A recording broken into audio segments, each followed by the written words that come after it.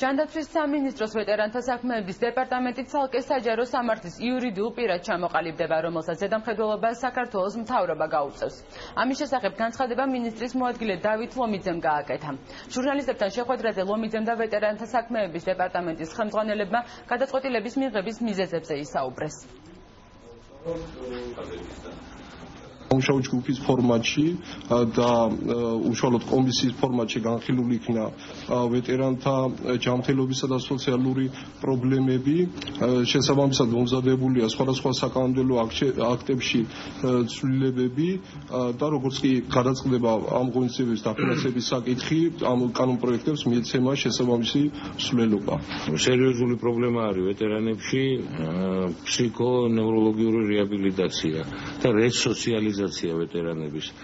ამაში ჩემი აზრით სახელმწიფომ უნდა გაიღოს სახსრები, იმიტომ რომ ეს პრობლემები ღრმავდება და მე საბოლოოდ სახელმწიფოს უბრუნდება ბუმერანგივით.